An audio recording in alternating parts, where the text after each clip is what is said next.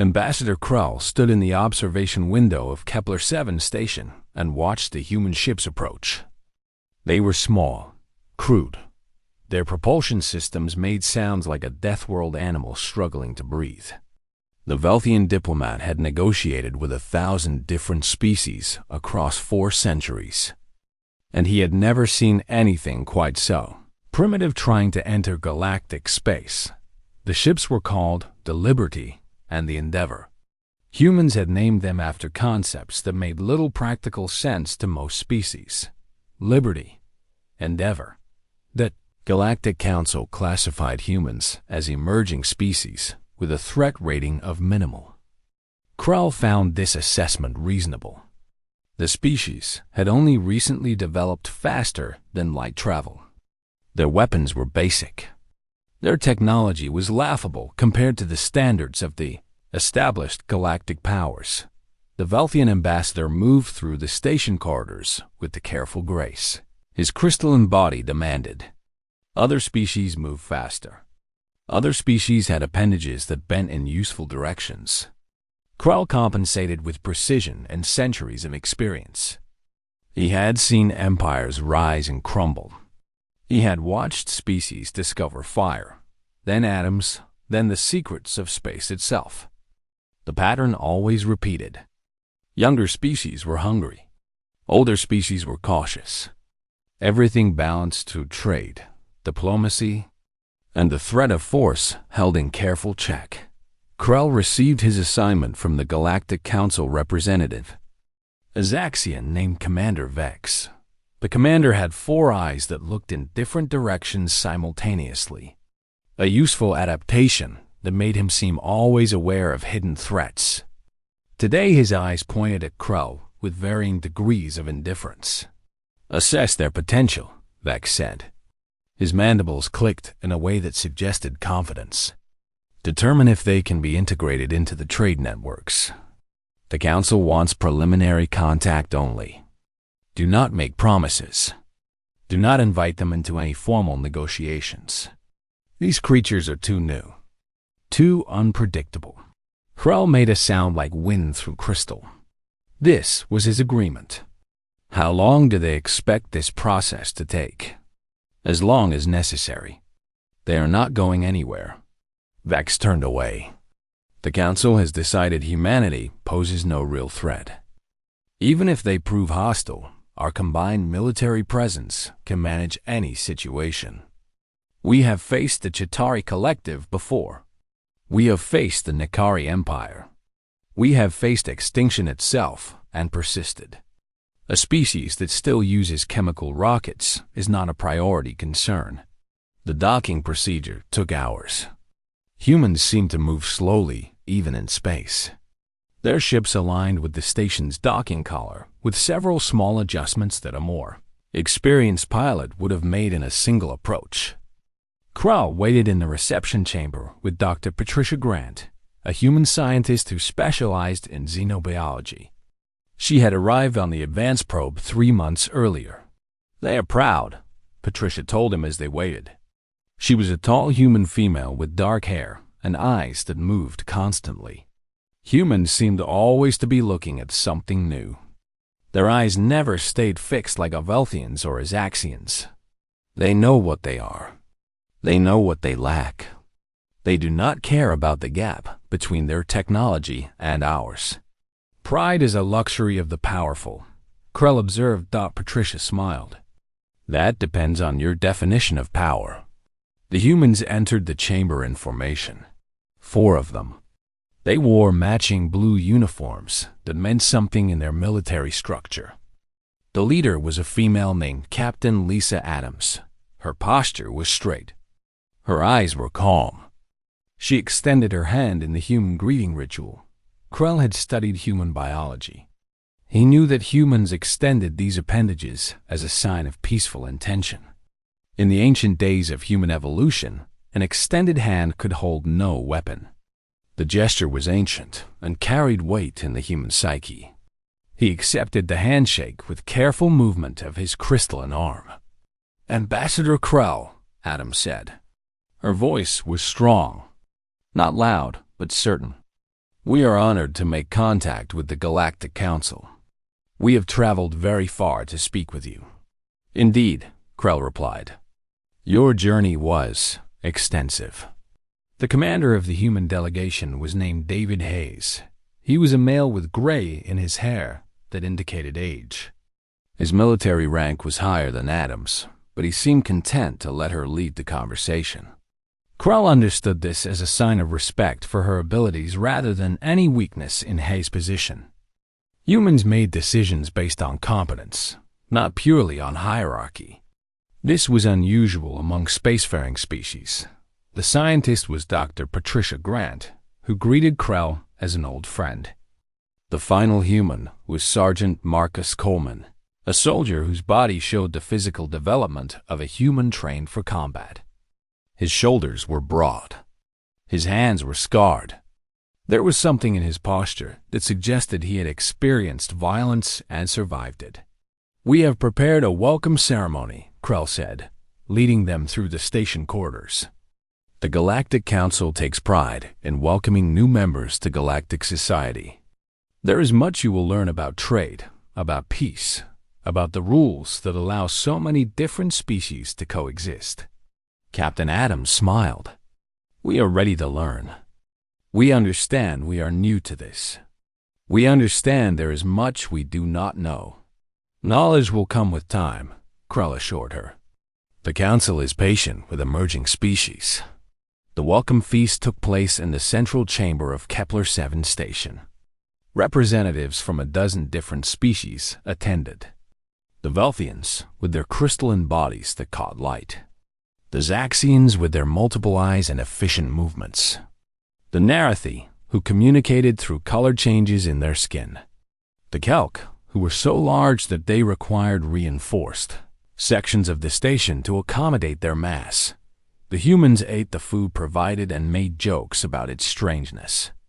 They drank the beverages without complaint, though Krell noticed their eyes watered slightly. They participated in the formal greetings and seemed genuinely interested in each species they encountered. What struck Krell most was that they asked questions. Not questions designed to gather strategic information, but questions born from simple curiosity. How long have you been traveling through space? Adams asked a Narathi representative. 40,000 of your years, the Narathi replied. Its skin rippled with colors that indicated pride. Adams whistled, a sound that made several species shift uncomfortably. That is incredible.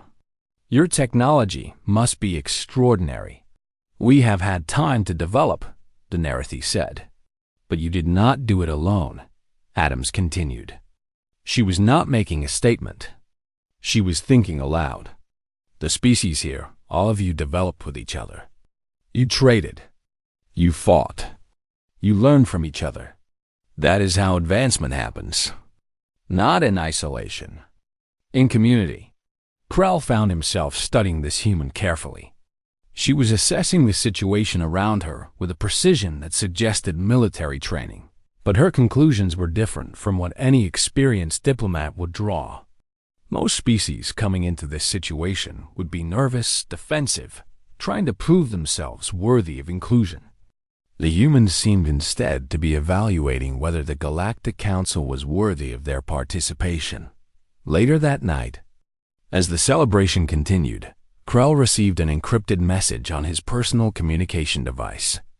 The Council had detected unusual signals from the outer sector.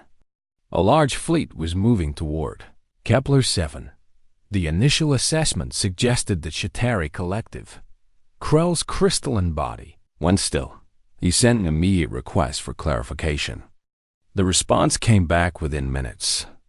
The Council believed the initial reports were exaggerated. The Chitauri had not made an aggressive move in 3 years. Even if they approached, the combined military presence at Kepler-7 was more than sufficient to handle them. There was no need for alarm. Krell looked across the chamber at Captain Adams, who was still talking with the Narathi representative. She was smiling. She was completely unaware that something was coming, something that had destroyed civilizations. something that showed no mercy. He turned away and looked out the window at the stars beyond. For the first time in 4 centuries, Ambassador Krell felt something he thought he had moved beyond: fear.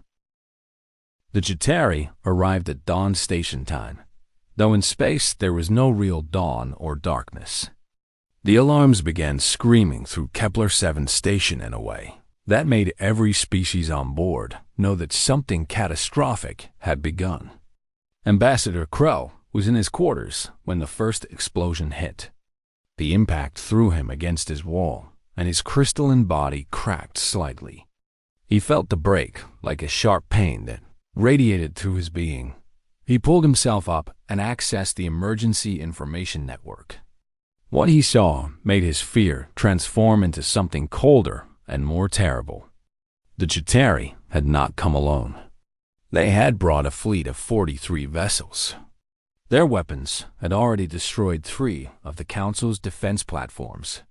The station's protective shields had been compromised in the opening assault. Krell moved through the corridors toward the human delegation's quarters. Around him, other species were running in different directions. Some moved toward the defensive positions they had trained for. Others were panicking, looking for shelter that would provide no protection against weapons.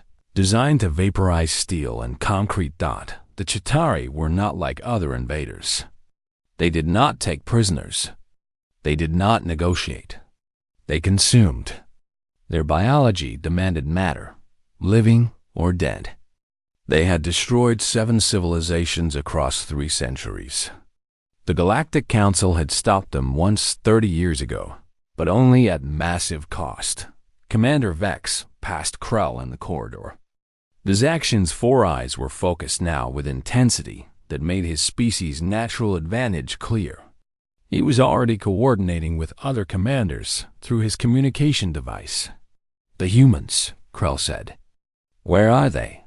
"Sealed in their quarters," Vex replied without stopping. "They know nothing of combat protocols. Keep them safe until this is resolved." Krell did not waste time explaining that there would be no resolution where the humans could simply sit safe and protected. If the Chitauri broke through the station's defenses, there was nowhere safe. There was only survival or death. He reached the human quarters and found Captain Adams at the door. Her face calm, but her eyes showing that she already understood their situation, was grave. Behind her, Commander Hayes was studying the station's internal layout on a display screen. Dr. Patricia Grant was working at a secondary terminal. Sergeant Coleman was checking the human weapons they had brought with them. Basic firearms that would be almost useless against Chitauri armor. "The Galactic Council told us to remain here," Adams said before Krell could speak. "They told us we were not trained for combat operations. They told us we should wait for professional military to handle the threat." Another explosion rocked the station. This one was closer. Dust fell from the ceiling onto their heads. "The Council is not a reliable source of information at the moment," Krell said. He moved to the terminal and accessed the station's defense grid. What he saw was worse than he had expected. The Chitauri were advancing through the upper sections. The defensive positions were collapsing because the soldiers stationed there were following established protocols. Protocols designed for conventional warfare. The Chitauri responded by doing things that made no tactical sense by standard military thinking, but the randomness of their approach made them unpredictable. Hayes stood up from his study of the layout. "How bad is it?" "We will not hold this station," Krell said with the honesty that age sometimes permitted. "The Council will order an evacuation. You must decide what you do with the time that remains." "How much time?" Adams asked. "Perhaps 2 hours. Perhaps less." Captain Adams did something then that would stay with Krell for the rest of his life.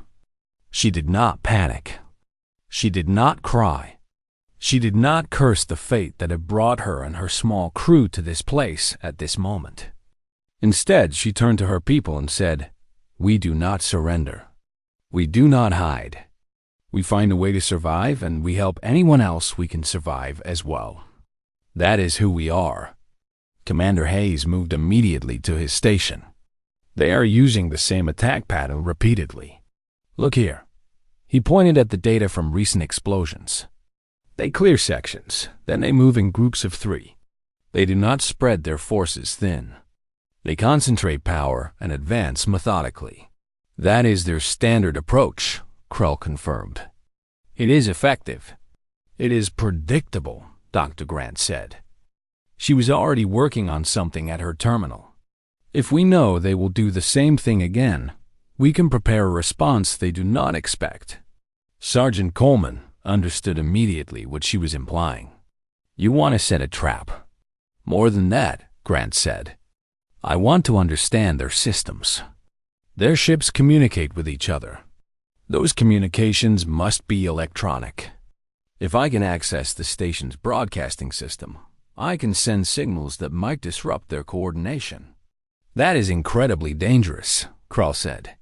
The broadcast will reveal your position. The Chitauri will focus their assault on this location. Then, we do not broadcast from here, Hayes said. He was already studying the station map with new intensity. We broadcast from somewhere they have already cleared. Somewhere they think is secure. Adams nodded. Sergeant Coleman, how many weapons do we have? 4 pistols, 2 rifles, basic ammunition. Not much against their armor, but we can make noise. We can be an irritant. Then we irritate them, Adams said. We take the forward position. We hold them in one corridor while Grant works on the broadcast. We keep them focused on us while Dr. Grant disrupts their communications. Krell wanted to tell them this was suicide. The words formed in his mind, but he did not speak them. He had seen the way humans fought in the data files he reviewed before this mission. They did not fight the way other species fought. They did not maximize efficiency. They did not seek the optimal strategic position. They fought with something that looked almost like joy in the face of danger. The group moved through the corridors with Hayes leading. He had memorized the station layout in just minutes. His human mind, designed by evolution to navigate complex 3-dimensional spaces and remember paths through them, proved more useful than Krell's more advanced analytical capabilities. They established a position in a corridor that had multiple access points for the Chitauri to breach. It was a terrible position defensively. It was also the perfect position to make a stand that would draw attention and hold it. The first Chitauri boarding team appeared within 30 minutes. They were tall, insectoid creatures with exoskeletons that gleamed like obsidian. Their weapons were advanced beyond anything the humans possessed. But when they saw human soldiers standing in their path, something changed in their behavior patterns. Sergeant Coleman fired his rifle.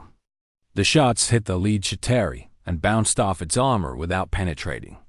The Chitauri did not retreat, but it did pause. This pause was what Hayes needed. He understood something fundamental about conflict. Confidence could be conveyed through action. Uncertainty could be created through the unexpected. Humans were smaller than Chitauri. Humans were weaker than Chitauri. But humans would stand their ground and fight even when the mathematics of the situation said they could not win. Move! Adams shouted to the creatures, advancing with her pistol firing. Come forward. Show us what you have. The Chitauri reacted to the aggression by focusing their weapons. But in doing so, they telegraphed their movements. A human soldier who had experienced conflict understood these telltale signs. Coleman moved sideways, just as the Chitauri weapons discharged where he had been standing down in the distance. Dr. Grant worked at her terminal. Krell stood beside her, accessing the station's deeper systems to give her the pathway she needed. She was trying something that violated every logical principle of network security.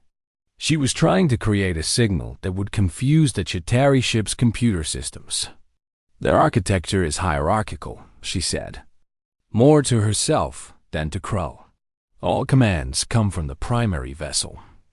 If we can create a signal that looks like it is coming from the primary vessel, but says to withdraw, to consolidate, to check positions, we could disrupt their advance. Your species has done this before, Krell said. It was not a question. We have fought ourselves for thousands of years, Grant replied. Her fingers moved across the keyboard with precision that showed human adaptability. We have learned that technology fails. Systems fail. But if you understand how your enemy thinks, sometimes you can make them work against themselves. The broadcast went live. Across the Chitauri fleet, signals appeared on every screen. Orders were given in the Chitauri language, orders that said to consolidate forces, to regroup, to verify command authority. For 5 minutes, the Chitauri advance slowed, then stopped completely. In that corridor, Adams, Hayes, and Coleman held their position. They did not flee. They did not surrender. They stood and fought and survived against odds that the Galactic Council would have called completely impossible. And Ambassador Krell, watching this happen, began to understand that the Council had made a catastrophic mistake in assessing human capability. Humans did not measure their power in weapons or ships or advanced technology. They measured their power in will, in the capacity to refuse surrender, in the willingness to stand against darkness, knowing that standing would likely result in their death. As the Chitauri realization that their orders were false spread through their fleet, and the assault began to slow, Krell made a decision. He would not. The station continued to shake under the Chitauri assault, but the initial momentum of their invasion had fractured. In the center of what had become the human command position, Captain Adams worked with her team to maintain a presence on every communication channel available. Other survivors from different species had begun to gather, drawn by the human broadcast and the promise that someone was actually fighting back. A group of Zaxian soldiers found their way to the human position. Their commander was a captain named Sorn, whose 4 eyes carried the burden of watching his companions die. He approached Adams with visible skepticism. "Why should we trust you?" Sorn asked. "Your species has been in space for less than 50 of your years. You have no experience with coordinated defense, no experience with military operations at this scale." Commander Hayes answered before Adams could speak. "We have experience with losing wars and still surviving them. We have experience with enemies that were stronger than us, better equipped than us, and more numerous than us. And we still learned to fight them in ways they did not expect." Soren's eyes rotated in different directions, processing this information. "Explain." Hayes moved to the station map. "Your people follow the protocols that the Galactic Council established. They work when fighting conventional enemies. The Chitauri are not conventional. They are not trying to be subtle. They are trying to overwhelm through direct assault. But every assault follows a pattern. Every pattern can be disrupted if you are willing to be unpredictable." Over the next 6 hours, Hayes worked with the Zaxian soldiers to teach them human military doctrine. Not the advanced strategies that required years of training, but the fundamental principles. Use terrain. Use surprise. Use the enemy's own expectations against them. Move when they expect you to stay. Stay when they expect you to move. Make them answer your questions instead of forcing them to answer theirs. The Zaxian soldiers were skeptical at first, but when Hayes personally led a group through the station corridors and they encountered a Chitauri boarding team, the humans' methods proved effective. The Zaxians had been trained to fight in formation, to use proper spacing, to minimize casualties through tactical discipline. Hayes instead taught them to create chaos in a controlled way, to use the station's interior as a weapon, moving through tight passages where the Chitauri's superior armor offered less advantage. 3 Chitauri died in that encounter. 4 Zaxian soldiers were wounded, but none were killed. Dr. Patricia Grant had moved deeper into the station's central processing sector. She was not alone. A group of engineers from multiple species had joined her, drawn by the promise of technical salvation. She was working on something dangerous, something that violated every safety protocol the station maintained. The atmospheric system, she explained to her team, is not just for breathing. It can be weaponized if you understand how to adjust it. The Chitauri have been exposed to our atmospheric composition for hours now. Their biology has adapted to it, or so they believe. But if we introduce a specific biological agent into the air circulation system, something that their immune systems have not encountered, we can slow them down. A Narathi engineer named Trilus raised a question through his color patterns.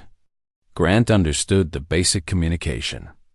We have designed for fast implementation and containment. When the system activates, we will have 1 hour to evacuate the upper sections before the agent takes effect. We will seal those sections. The Chitauri will be trapped there, unable to advance. The work was painstaking. The system was complex. But Grant had something that transcended technical knowledge. She had human intuition. She made connections between systems that had not been designed to work together. She understood mechanical problems, the way a human understands space, as a three-dimensional puzzle where all the pieces were already present. They just needed to be moved. Back in the corridor where Adams and her team held their position, Sergeant Coleman was teaching hand-to-hand combat techniques to Narathi and Kelk soldiers who had gathered with them. The Kelk were physically massive, that they had been designed to work in hive society where individual combat was rare. Coleman showed them how to use their mass against the Chitauri armor, how to attack joints, how to understand that even superior armor could be exploited if you knew how. The Chitauri believe they are superior. Coleman explained to a Kelk soldier named Torix, who weighed 3 times what Coleman did. That belief makes them predictable. They attack with confidence. That confidence means they do not expect you to attack them back with everything you have. They expect you to retreat. They expect you to try to use ranged weapons. When you instead close distance and attack with everything you have, it disrupts their tactical calculations. Torix nodded with his massive head. Human strategy is to seem weak until the moment you strike. It is deception. It is survival, Coleman corrected. We come from a world that tried to kill us every day. We learned that you do not survive by being stronger. You survive by being smarter, by being faster, by understanding that your enemy thinks they have already won. The hours passed. The Chitauri assault continued, but it changed. The invaders encountered resistance in places they had marked as secure. Resistance that was not trying to win through conventional military means. Resistance that was trying to survive and disrupt and delay. Adams moved through the station, checking on her team and on the survivors who had joined them. She found Krell in a command center, working alongside the Zaxian commander Sorn to track all surviving personnel. "We have managed to establish evacuation routes," Sorn said. His eyes focused on Adams with a clarity that suggested he had begun to see human logic as valid. "Because of your team's understanding of the station layout and the Chitauri patterns, we can move survivors to the lower sections where evacuation pods remain functional." "How many can we save?" Adams asked. "Perhaps 5,000 of the 17,000 beings who were aboard," Sorn replied. "Without your intervention, we would have saved perhaps 500 before the Chitauri took control of the entire station." Adams did not celebrate this number. She understood the mathematics of loss. 12,000 beings would die or be consumed. That was not something to acknowledge with satisfaction, but it was something to prevent from becoming 17,000. Commander Hayes appeared from another corridor, his uniform torn and blood on his face from a Chitauri weapon discharge that had caught his shoulder. He was moving slower, but he was moving. "Grant is ready," he reported. The atmospheric system can be activated within the hour. Once it is, we have 60 minutes to evacuate before the agent begins to take effect. The upper 3 sections of the station will become a containment zone. The Chitauri will be trapped there as their respiratory systems begin to fail. What about the civilians in those sections? A Narathi officer asked. We have worked the evacuation routes carefully, Adam said. They are already moving. We have people in every section, guiding them toward the lower evacuation points. By the time the system activates, those sections will be clear. Krell felt something he had not expected. He felt pride, not in his own species, not in the Galactic Council or the military strategies that had repeatedly failed against the Chitauri. He felt pride in these humans. They had been in space for almost no time at all. They had no experience with threats of this magnitude, but they were solving the problem not through superior force or advanced technology. They were solving it through understanding how problems worked and how to break them. Dr. Grant's voice came through the communication system. The activation sequence was beginning. In the station's environmental systems, the biological agent was being introduced into the atmospheric circulation. Above them, in the upper sections where the Chitauri had established their command positions, the invaders began to realize something was wrong. Their breathing became difficult. Their movements slowed. The infection Grant had carefully designed began to attack their respiratory systems with precision. For the first time since the invasion began, the Chitauri assault halted completely. Not because they were losing, not because they had been defeated in conventional warfare, but because they were fighting against a form of attack they had not anticipated and could not counter. And in that moment, with the Chitauri finally understanding that they were facing something outside their experience, the evacuation of survivors became possible.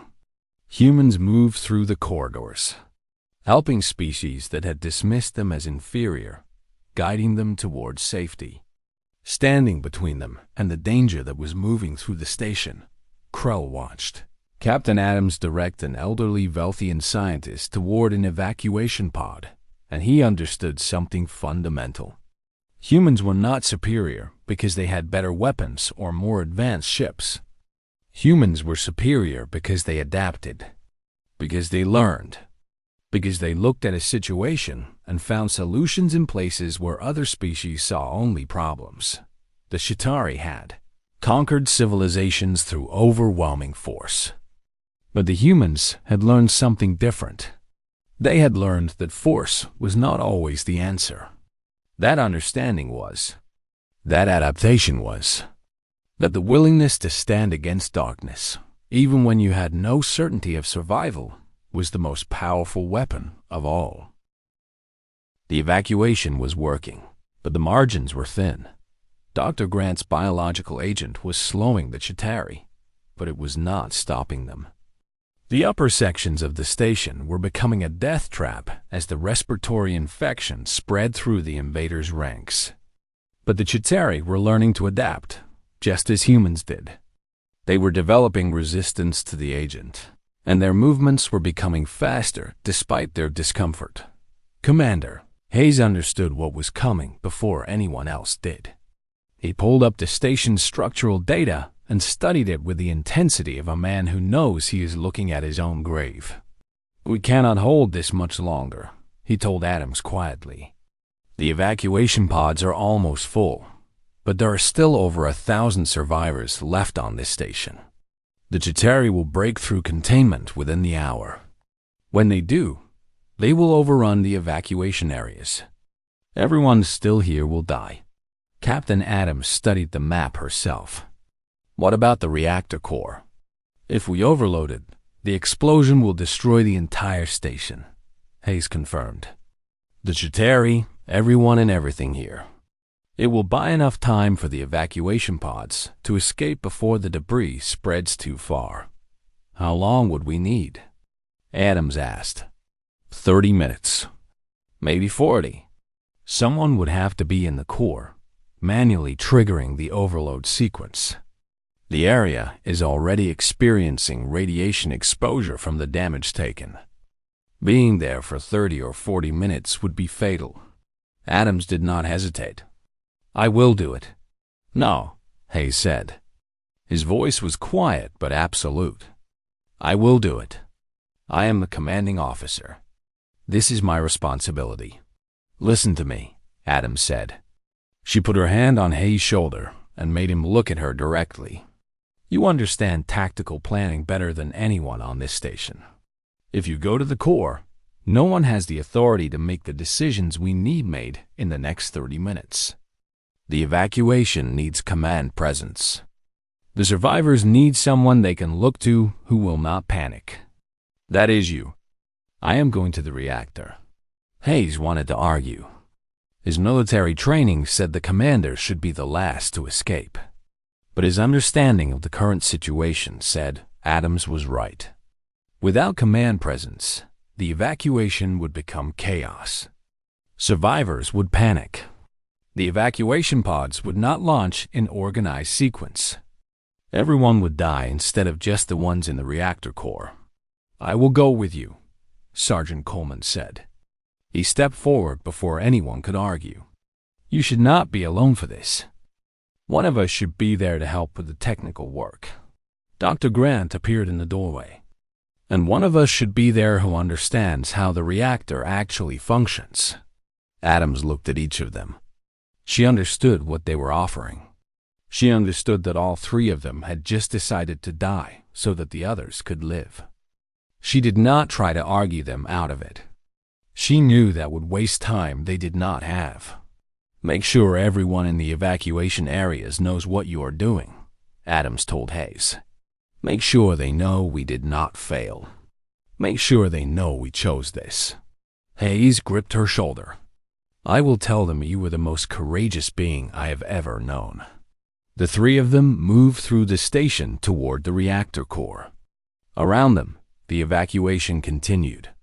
Beings of 100 different species moved toward the evacuation pods with the understanding that only survival and escape were possible now. The resistance phase was ending. The sacrifice phase was beginning. Dr. Grant worked at the reactor's control systems while Adams and Coleman provided what security they could. The radiation here was intense. All three of them would be dead within days, their cellular structures breaking down from exposure. They moved quickly, understanding that time was the only thing they had left. "The primary systems are already damaged from the Chitauri assault," Grant said, her fingers moving across the controls with precision even as her hands began to show the first signs of tremor from radiation sickness. "I can trigger an overload, but it will take time to build up. We need to keep the Chitauri away for 15 minutes. After that, the reaction will become self-sustaining. The core will breach." 15 minutes, Coleman said. "We can manage that." But even as he spoke, the sound of weapons fire echoed through the corridor. The Chitauri were advancing despite the biological agent that was still ravaging their systems. Their armor was cracked in places. Their movements were slower than before, but they were still moving, still fighting, still refusing to accept that they could not take this station. A Chitauri boarding team rounded the corner and saw the humans standing in their path. There were 4 of them.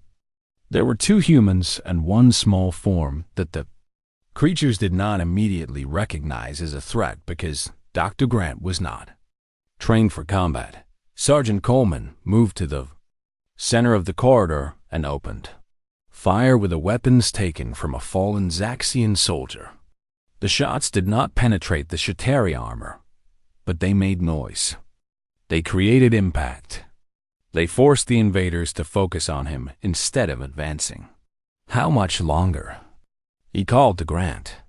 8 minutes, she replied. "Keep them away for 8 minutes." Coleman moved forward instead of backward. Every human who had trained him had said that you do not win by retreating. You win by advancing. You win by making the enemy question their control of the situation. He charged at the Chitauri, and the invaders paused in their assault. This small creature that should have been terrified was instead attacking them. In that moment of hesitation, Adams added her fire to Coleman's. Together they pushed the Chitauri back. They took wounds. Coleman's arm burned where a Chitauri weapon discharge caught him. Adams' leg went partially numb from the same kind of impact. But they kept moving forward. Behind them, Grant's voice continued to call out the countdown. 5 minutes. 4 minutes. 3 minutes. More Chitauri appeared, and the humans understood they could not hold them much longer. But they did not need to. They only needed to survive until the reaction reached critical point. Krell appeared suddenly in the corridor behind the humans.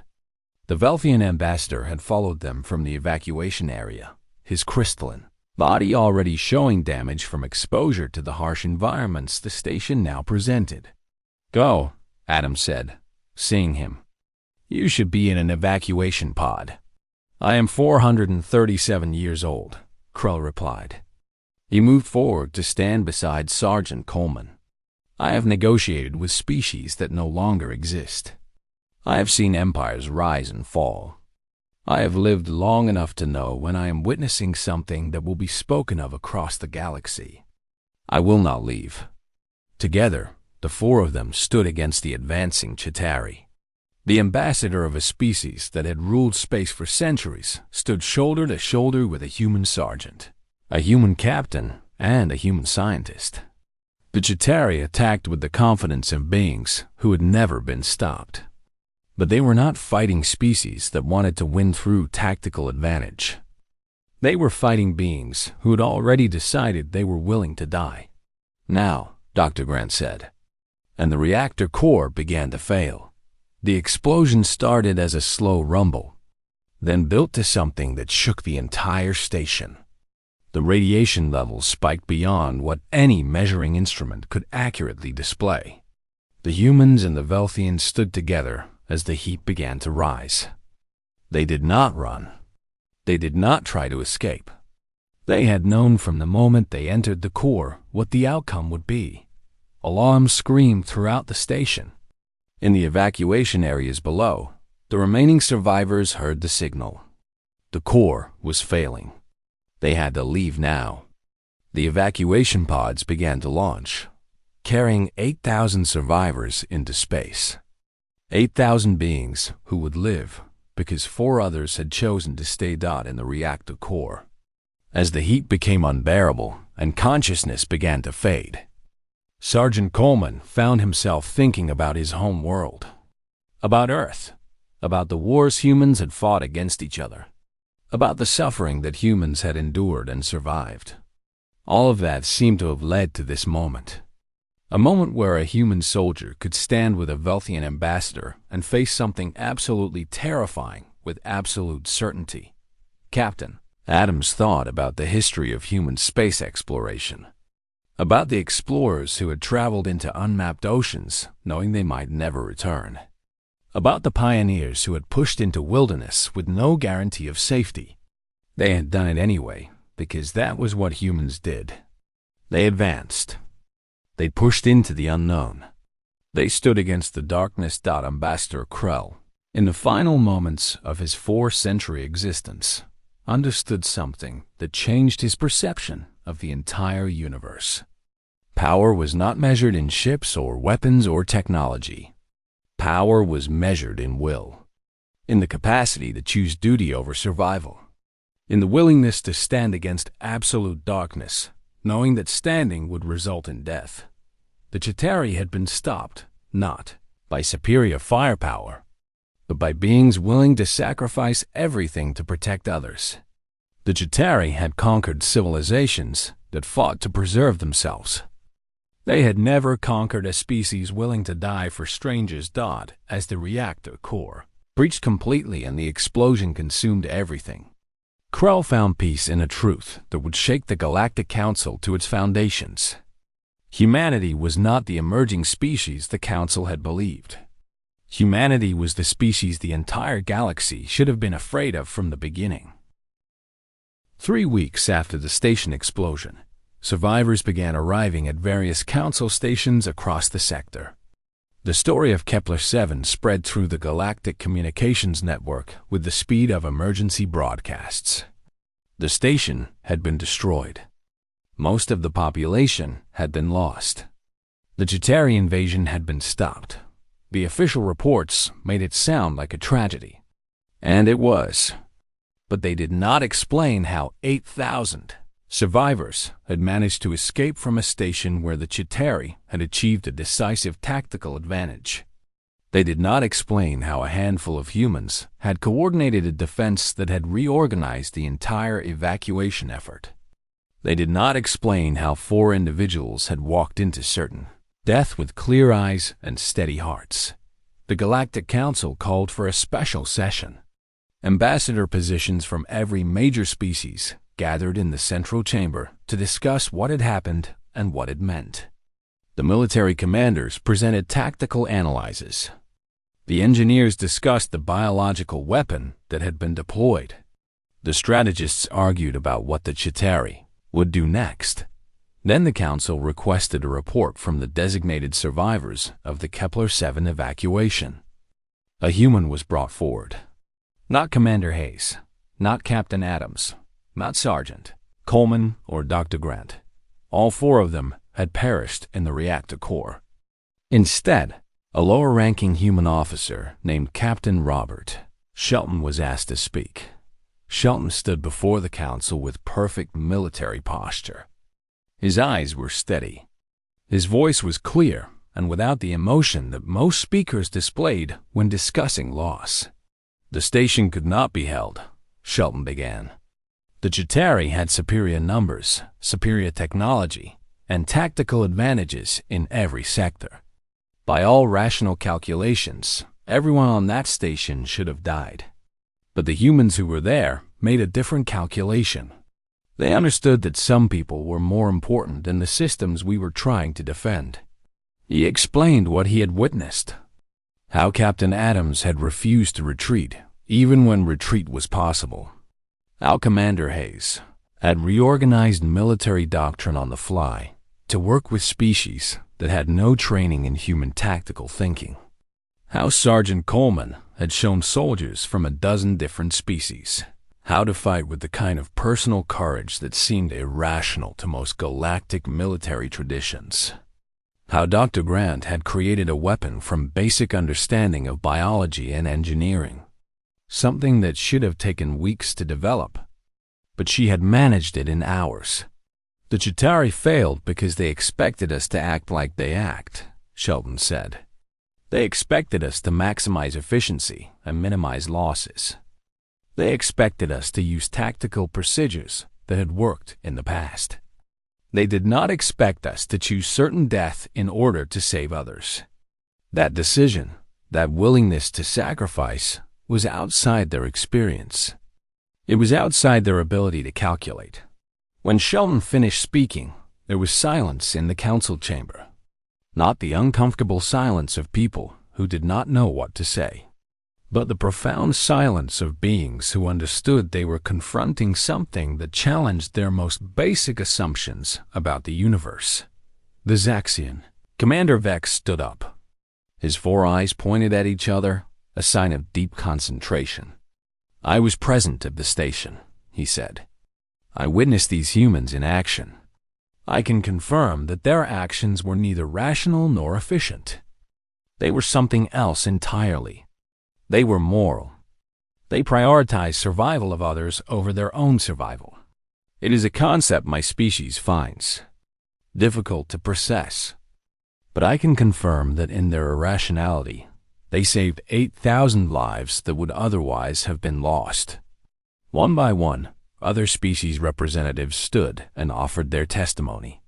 The Narathi spoke of humans teaching them to fight.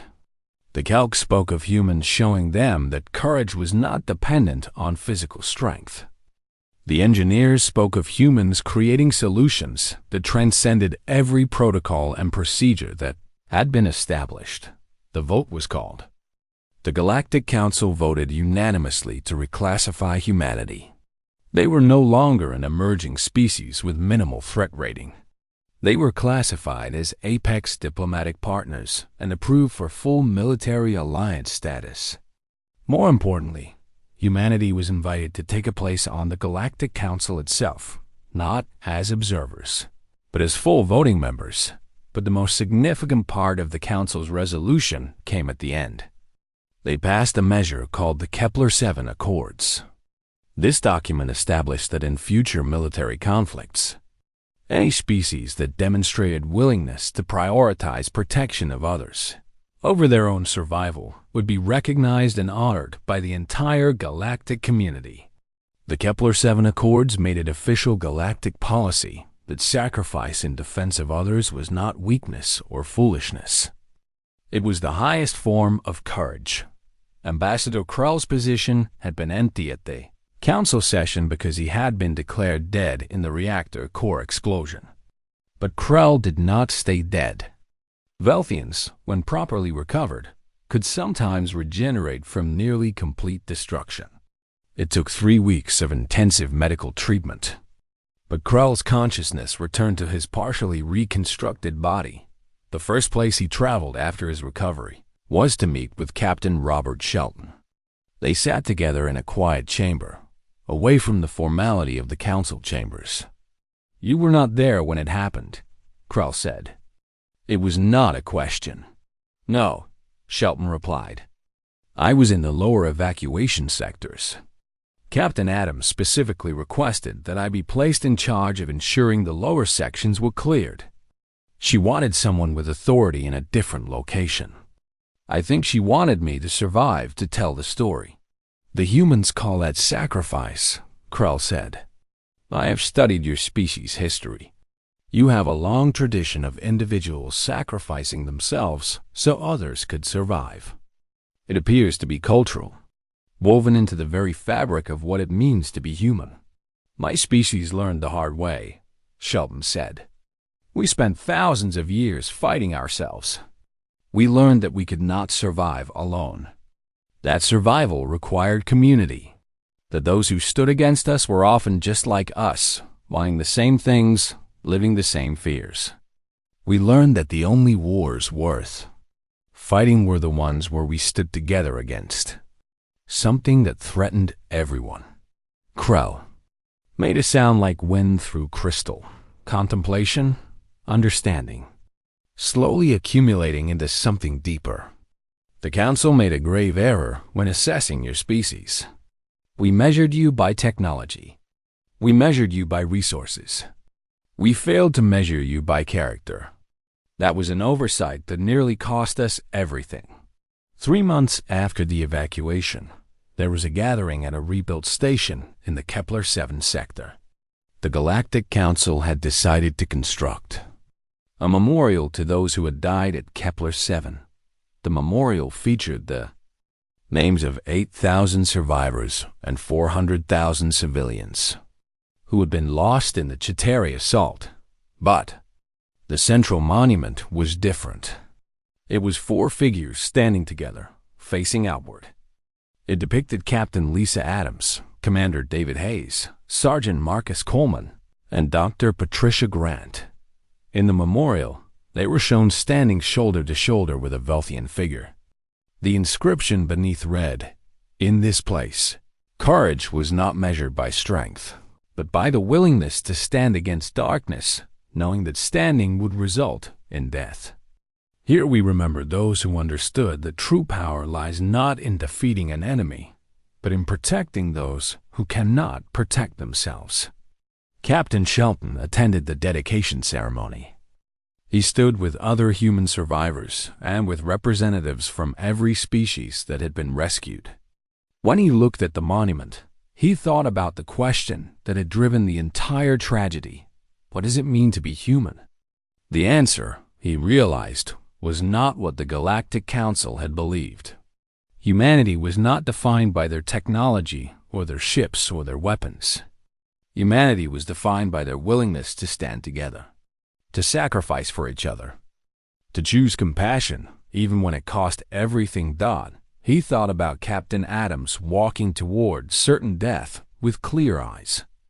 About Commander Hayes directing evacuation efforts, even though it meant he could not save himself. About Sergeant Coleman fighting creatures that should have terrified him, standing firm because others needed him to stand firm.